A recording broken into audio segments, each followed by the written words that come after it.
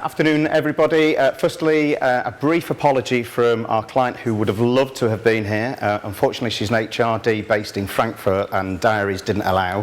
Have got a quote and a picture that she's absolutely embarrassed that I show you at the end of it. It's only a nice headshot, but she hates it. But there you go. I told her that would be my revenge. Today is, for us, all about discussing the power of authenticity. And we've given it a subtitle of Who Needs Sleep Pods and Slides Anyway. That's not a dig just at Google. It's about the rise of environment as well with an employer brand. Whenever we're at a conference like this or any research is done, many people will talk about, well, which brands do you aspire to be like? Who has the strongest employer brand? Lots and lots of research done by lots and lots of organisations. And often the results will look like this. This is Randstad. Randstad do an EMEA-wide piece of work. I think there's 20,000 respondents. And they would say that these are their top 10. Stand out the way, Nick. Can you see that better? Top 10 employer brands. Bloomberg say these. Milk Round, so if we're thinking about emerging talent and grads, they would say these. And the one thing that most of these organisations, with the possible exception of Frankie and Benny's, have got involved is we might describe them all as super brands. So, what do you do if you're not working for one of those organisations? And then there's been the rise of environment. And we've really seen this, not just in tech, but particularly in tech, where you have organisations like rental cars splashing all over the publications that they're spending £2.7 million on their office. And that, because you can't see it, involves even their own beach, free breakfasts, pool table, open air cinema, swings. Innocent have fruit towers. And I'm not decrying that people are working to improve the environment, but this seems to be a pattern that's emerging, that people are almost, you could argue, buying the affections of prospective employees and just going soulless down this route of look at our environment.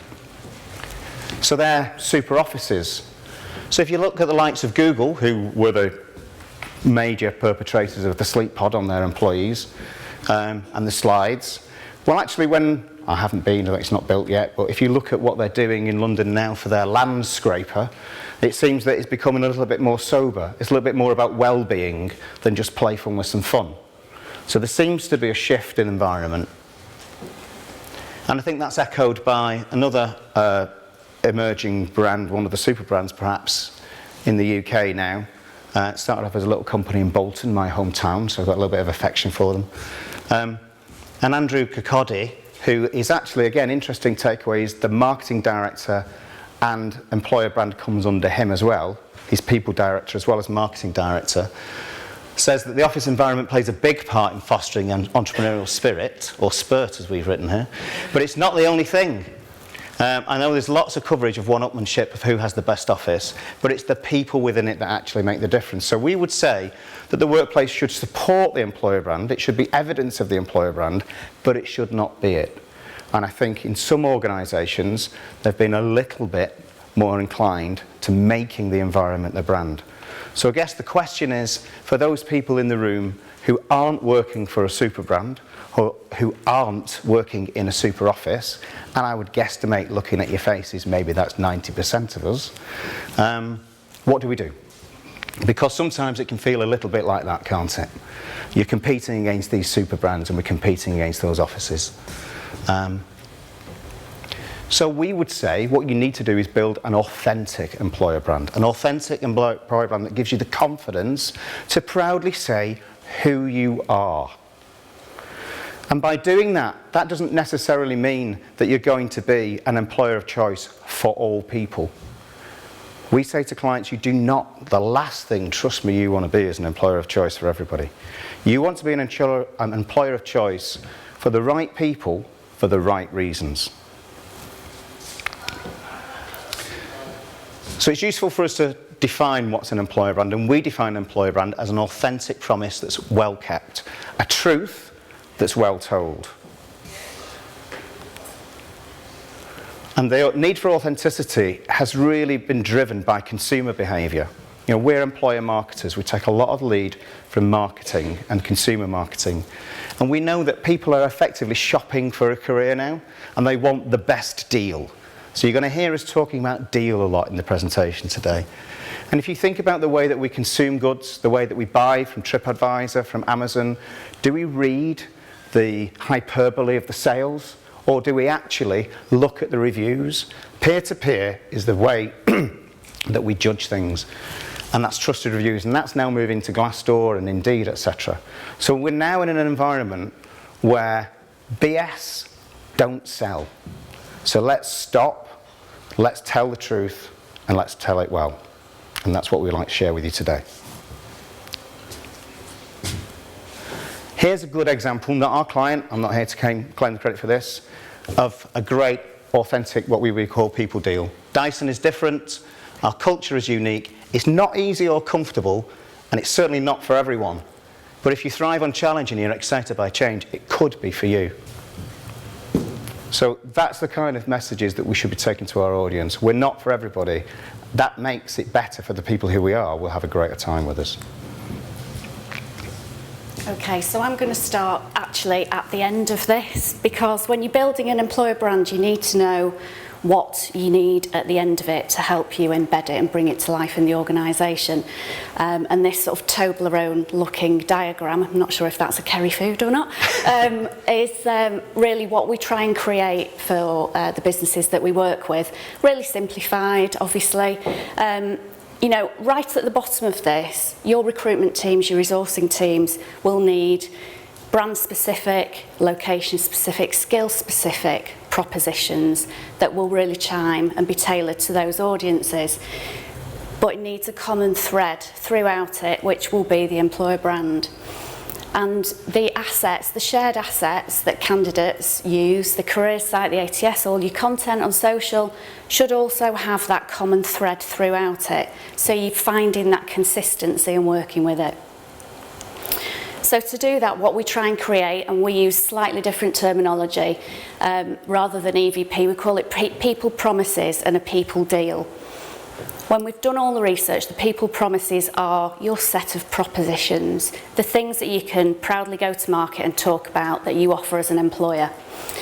And we split them down. We talk about differentiators. There will be things that set you apart. There will be one or two real key definers that you can be proud about, and that will really make you stand out. But don't forget about the givens, the things that you potentially think are just normal benefits or normal environmental aspects of working at your organisation are often overlooked. And unless you're talking about the givens, the things that you offer very similar to your competitors, you know, they'll be saying it and you won't be. So please don't forget about the givens. All of those people promises need to be summarised and captured in a statement or a mantra that should become the mantra for the organisation and all those people that can affect and bring to life the employer brand.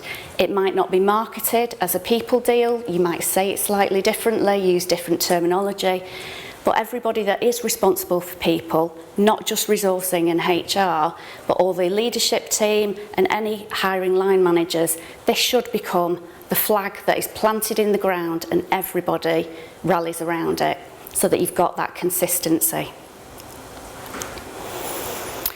So we've heard quite a bit about process, and an employer branding journey looks something like this. It's a journey on a return ticket. It's not a one-way thing, it's not a project, it's not a short-term thing. You will need to go through this and come all the way back round again. Your business will change. Next year it might look slightly different and you'll need to adapt it and tweak it as the organisation changes. But we're going to concentrate on the sort of the discovery and creation part today. The appetite is normally to fast forward straight to internal and external marketing, get it out into the market, what do my ads look like, what's the social content going to feel like. But actually the missing part quite often is this education phase. When you've created your brand, the education part in the middle is where you then hand it over to the rest of the organisation. educate them, bring the knowledge up to speed as to how it's been created, why, what it means, and how they can then help you deliver it. It's not just the responsibility of resourcing. Although it might feel like that to some of you. So that's how we create an authentic, distinctive brand, bring it to life, and then obviously measure it and go back round again. So how do we do this?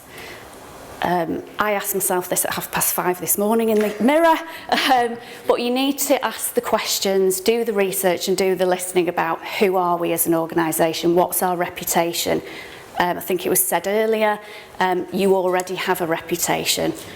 You just need to know what it means and how you might need to start changing that. So understand who you are, and of course, what do you want to be in the future? What's the future state of the organisation going to be, and how will your brand get you there? And it's not just about me. I read an article yesterday about the forces affecting an employer brand, and actually there's external things that will affect the brand that you might not necessarily take into consideration, but absolutely building the brand also needs to take in, you know, the reputation and external factors. And this little guy brightens my day up. And then obviously you've got your statement and what you want to say. It's about, are you telling that story well? Can you help control it and bring it to life in a consistent way, so it's not just all about hearsay? So this is a process slide, warning. How do you do it? The discovery part we've heard a lot today about. Do the research, do the listening, do the questioning. That's absolutely right. There's 4 areas that we need to do that in. You need to understand where you're starting from. You've got a reputation already. Let's understand what that is about, what people are saying about you when you're not in the room. All different ways of doing that. You also need to make sure you stand out from the crowd and you're distinctive, but also you need to understand what your audience want. You might want to say certain things, but is that what they want to hear? It's got to be relevant and make you distinctive and stand out. There's been a few conversations on the tables earlier about getting senior buy-in to this, and nobody wants to listen, and I can't build a business case to get this started. The fit for purpose bit is the little gem that will help you get the ears of the people that you need to support you on this.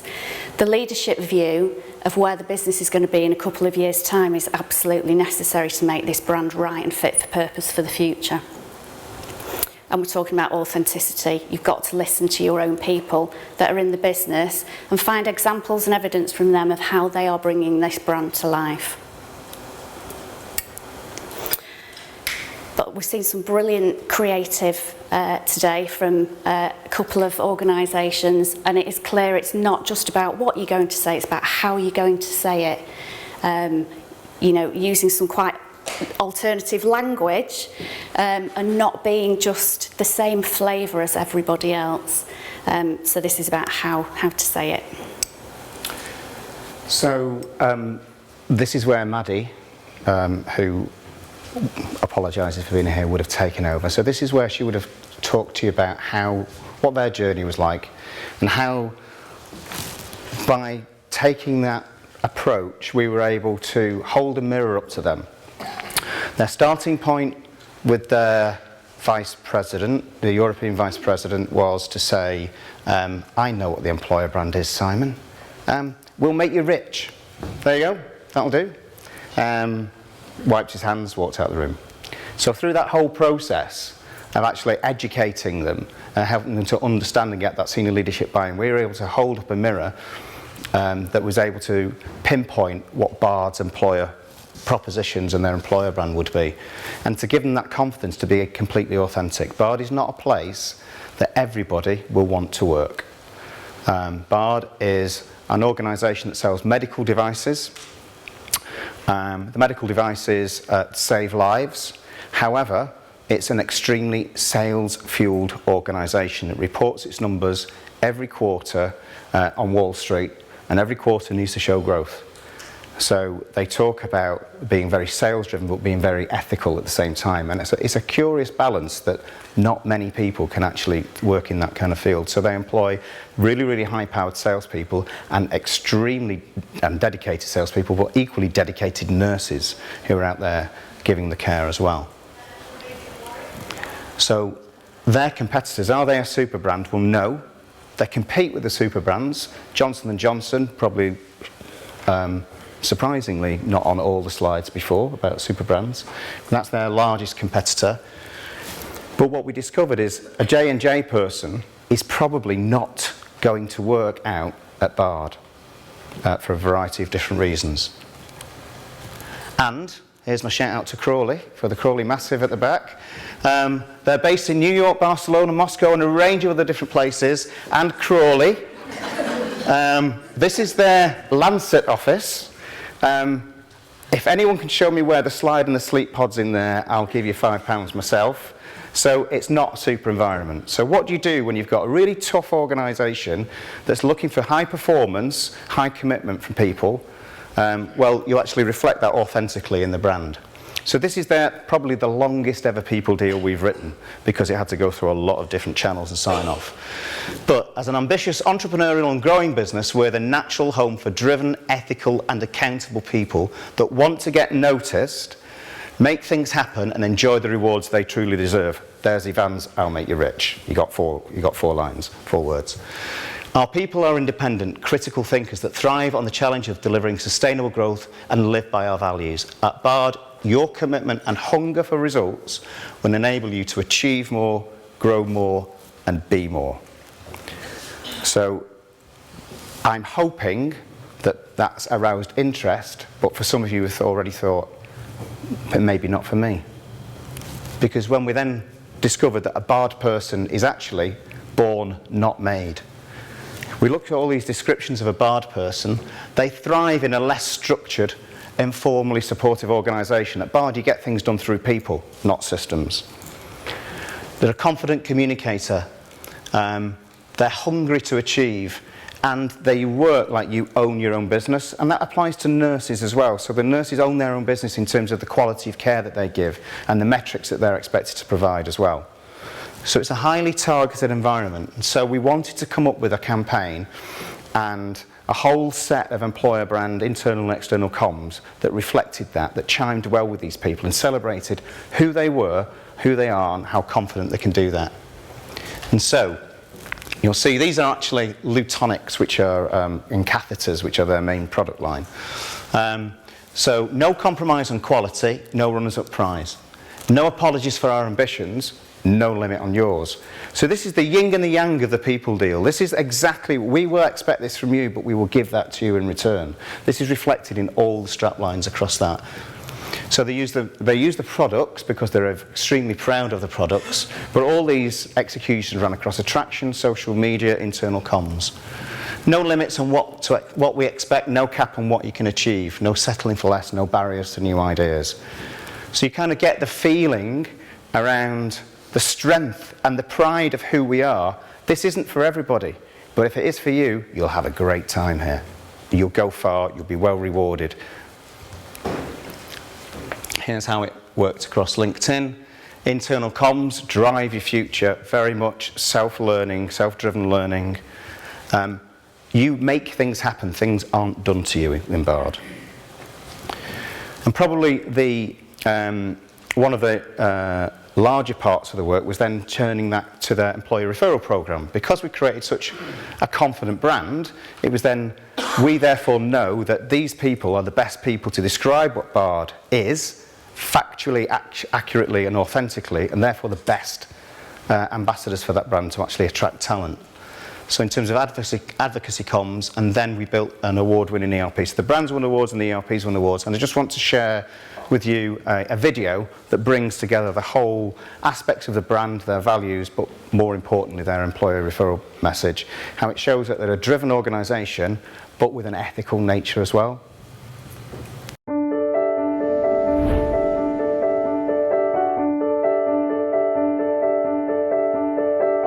Great people are Bard's lifeblood.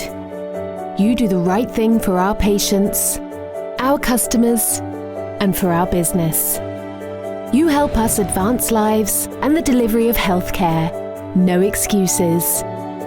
You simply make an incredible difference.